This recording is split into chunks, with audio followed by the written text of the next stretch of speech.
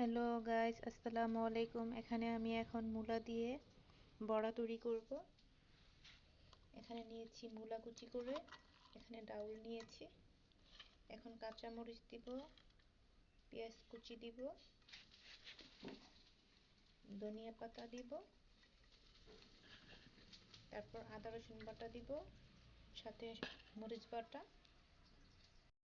এখানে দিব baking soda, এখানে আছে জিরা গুঁড়া, সাথে দিব চাউলের গুঁড়া,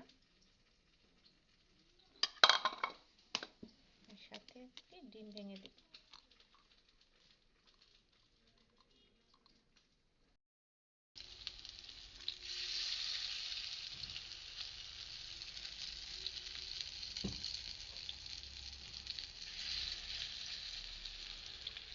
এই তো গাইস, আমার মূলার বড়া হয়ে গেছে।